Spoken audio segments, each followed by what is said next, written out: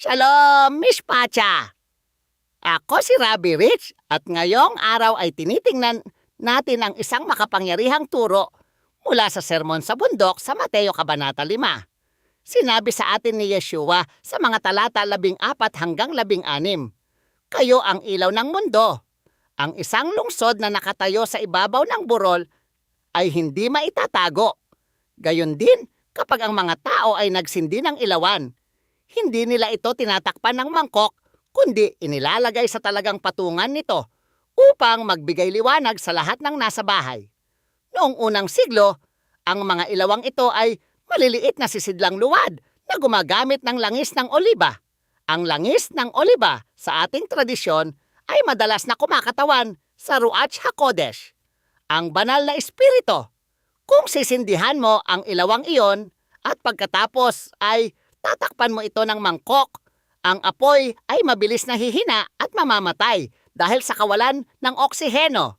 Kapag sinusubukan nating itago ang ating pananampalataya kay Yeshua, o kapag tayo ay nagiging mga closet believers, ang ating espiritual na apoy ay nagsisimulang manghina. Sinasabi sa atin ng guro na ang isang bayan na itinayo sa ibabaw ng burol ay nakikita ng lahat mula sa malayo. Ang pagiging tagasunod ng Mesiyas ay hindi isang pribadong libangan. Ito ay isang pampublikong pagkakakilanlan. Bawat araw, binibigyan tayo ni Adonai ng mga banal na appointment. Ito ang mga partikular na sandali kung saan maaari nating pasikatin ang ating ilaw sa pamamagitan ng pagbabahagi ng biyaya at katotohanan ni Yeshua.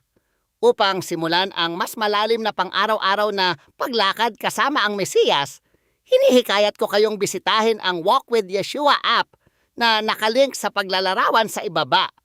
Kapag sinusulit natin ang mga pagkakataong ito, hindi lang tayo ang nakikita ng mga tao. Nakikita nila ang ating mabubuting gawa o mga mitzvot at pinupuri nila ang ating Ama sa Langit. Ang ating layunin ay hindi upang makakuha ng papuri para sa ating sarili, kundi upang maging refleksyon ng dakilang ilaw. Kung tatanggi tayong magliwanag, tayo ay parang asin na nawalan ng alat. Wala na tayong silbi sa kaharian at tatapakan lamang ng mundo. Ngunit kapag nakatayo ka ng mataas sa iyong patungan, iniingatan mo ang mundo mula sa kadiliman. Magpakatatag kayo. Panatilihing puno ang inyong ilawan ng langis ng espiritu at hayaang makita ng mundo ang kagandahan ng hari sa pamamagitan ninyo. Samahan ninyo ako sa susunod nating pag-aaral habang patuloy nating binabagtas ang daan ng kaharian. Pagpalain kayo ni Adonai at ingatan.